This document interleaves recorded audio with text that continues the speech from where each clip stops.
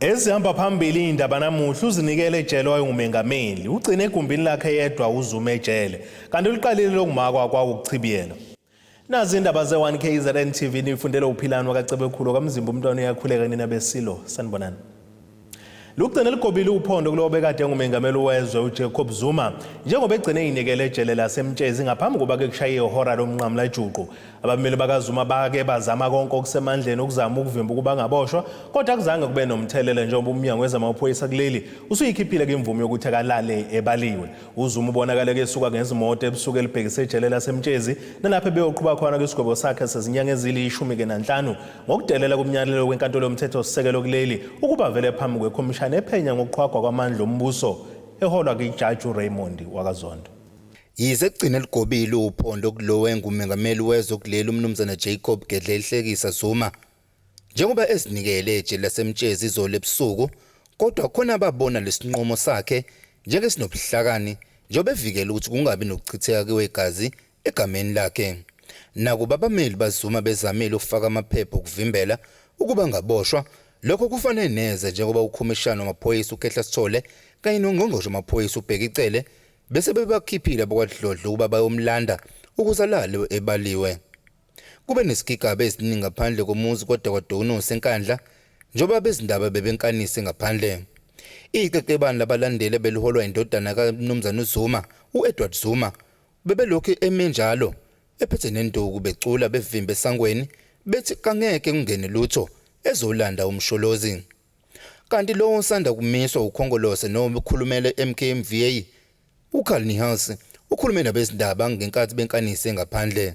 President Zuma had made it clear that he is not in favor of this arrest, and I can only speak on behalf of Umkhonto weSizwe Military Veterans Association, which we have said consistently over months now and again over this last weekend of the 2nd to the 4th of July, that we are fundamentally opposed to the imprisonment of President Zuma, and we will oppose that imprisonment with every possible legal means. We do not want to see violence.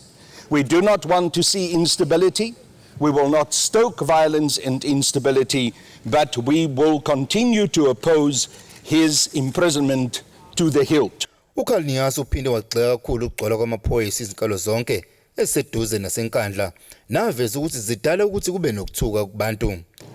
This kind of message, the kind of indication from that is problematic because it simply heightens tension. It heightens the potential for instability. I wish that Minister Cele and the SAPS would behave in a manner that puts South Africa first, that puts stability and peace in South Africa first, and not raise the tensions by that display of a large number of people from the South African Police Service so close to Nkandla. Ngaphandle komuzi wakwaZuma kuye kwaba nesikhathi lapho kuvinjwa khona izimoto zosizo oluphuthumayo nokubika ukuthi besibizwe ngaphakathi ngoba kukhona ogulayo oxinekile.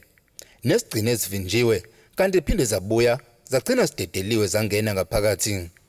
Emva kwesikhathi ngaphambi kokuba kushaye ihora lomnqamla emjuqu wokuba umnumzana Jacob Zuma sinikele emaphoyiseni kubonakala izimoto zakhe ziphuma sigijima zishaya ujenga kanti bese zilibhekise ejele laseMtshezi. uZuma usinikele ngaphambi kokuba kuze kugasela amaphoyisa abebonakala ephume ngobuningi bawo njengoba bekunezimoto ezicishe ezingaphezulu kwe100 ebezime ebuqamama nomuzi wakwakhe ebezizomlanda. Ezindabeni ze-1KZNTV kubikuthi abantu maphumulo enkandla. Ongqongqoshe umnyango wezobulungisa nokuhlunyiswa kwezimilo kuleli uRonald Lamula useveza ukuthi kugcinwe egumbini lakhe yedwa lo wayengumengameli wakuleli uJacob Zuma izinsuku ezili-14 ukuqinisekisa ukuthi akahaqeki ngokhuvethe. uLamula kusho kanjena ngaphandle kwejele eScott kade ke kuqhubeka isithangamisa bezindaba ngemuva kuba kuZuma ezinikele yena eyintatha esuka kwakhe kwada kwaDunuse enkandla. Ziqinile zokuphepha ngaphandle kwejele laseScott okuyila owengumengameli umnumzane uJacob Zuma eqale khona ukudonsa isigwebo sakhe sezinyanga eziyi-15 asinikwa inkantolo yomthetho sisekelo ngesonto ledlule emva kokuhluleka ukuvela ngaphambi kwekhomishana kaZondo ephenya ngokugwamanda kwamandla ombuso yidlanzana. Ekhuluma nabezindaba loyo ngungqongqoshe womnyango wezobulungiswa nokuhlunyeleliswa kwezimilo kuleli uRonald Lamula ngaphandle kade kuqhubeka isithangamisa bezindaba uqinisekisile ukuthi uZuma ugcinwe ngaphakathi kuleli jele. We can confirm that the former President Jacob Zuma was admitted into this facility in the early hours of this morning in compliance with the Constitutional Court order. This is not a moment of celebration or triumphalism. It is a moment of restraint and to be human. In line with our mandate as a correctional services to treat all inmates in terms of the Nelson Mandela rules, which are universal rules for the treatment of inmates. Ulamula uqhuba ngokuthi uZuma uzogcinwa egumbini lakhe yedwa izinsuku eziyishumi-4. As precaution and in line with the COVID-19 measures, the former president will be placed in isolation for a period of 14 days. Furthermore, he will be assessed by our medical team in conjunction with the South African Health Military Services, and this will determine the conditions of his incarceration.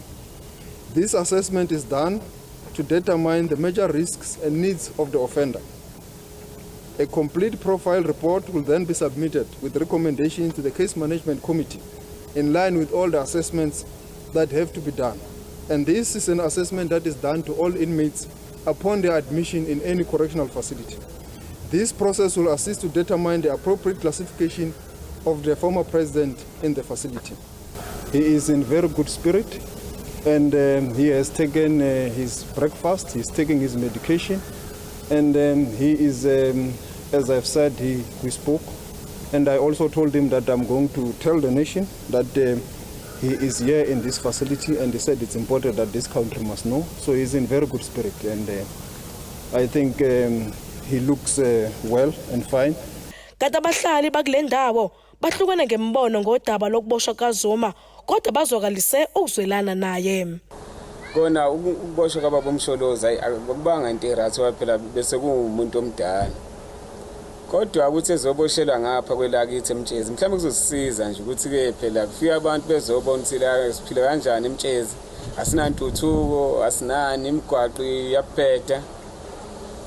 Nje kodwa hayi mina ngiyazwelana naye.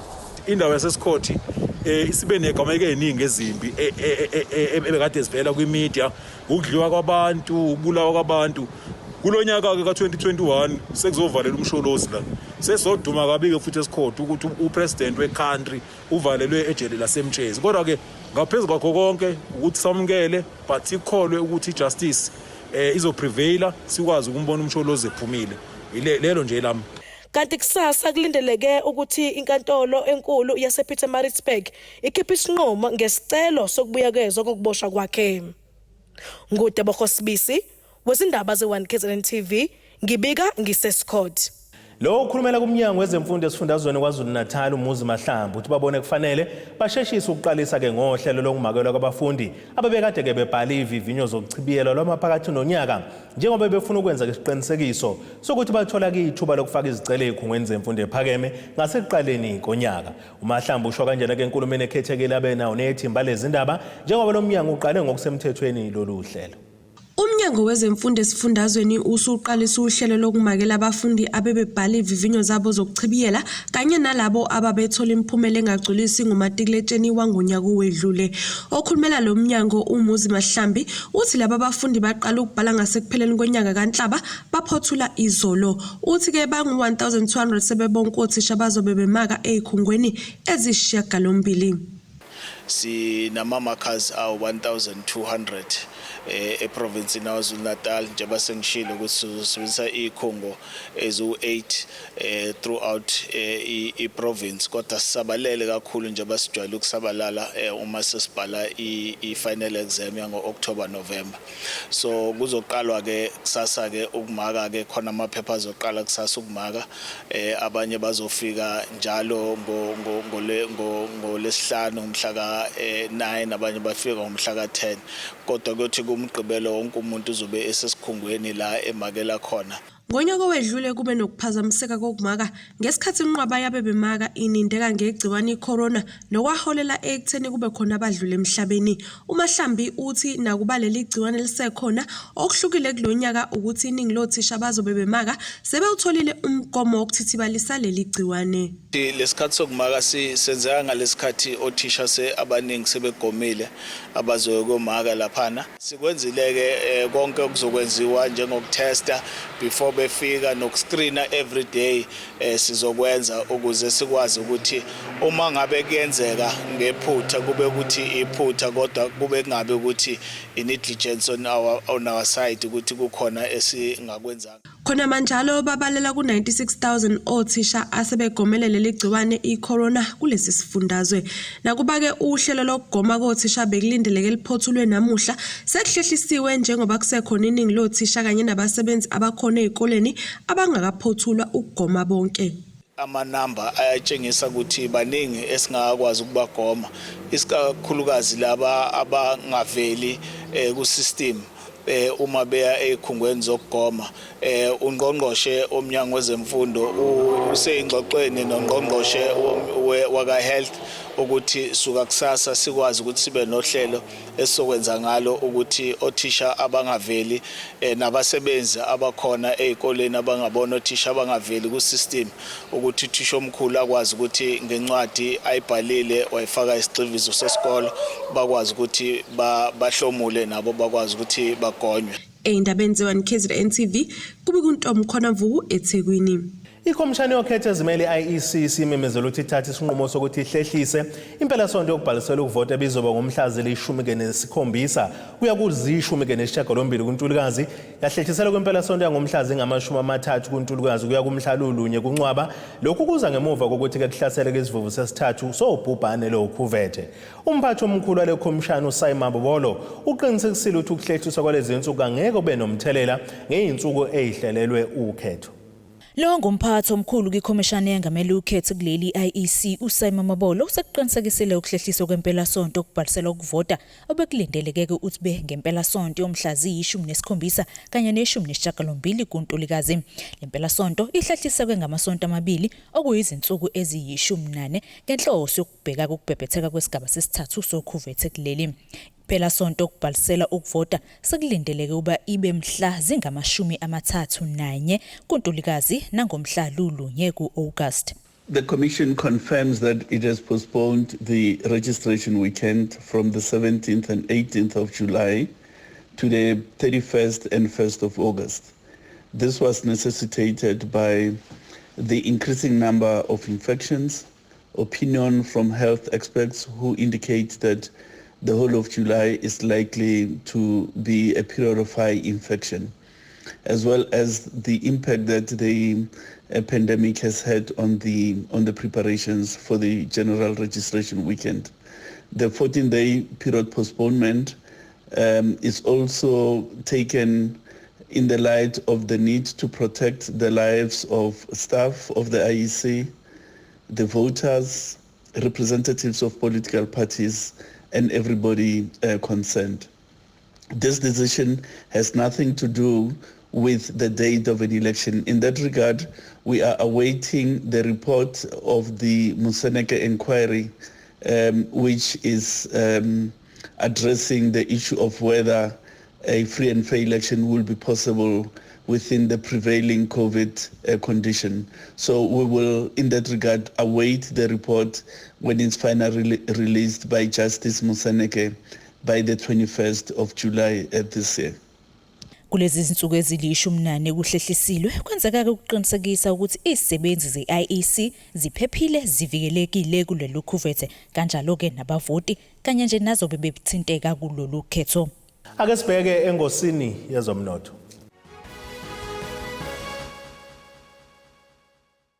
Iranda kuleli biza u-14.35 kuyidola laseMelika bengu $19.79 kupondo waseBrithani libe ngu-16.79 kwi-euro yase-Europe. Intengo yegolide yona ime $1,798.67 ounce. Kuthi intengo kabelo ngahluziwe ime $73.43 umphongolo. Ake sibheke engosini yezemidlalo.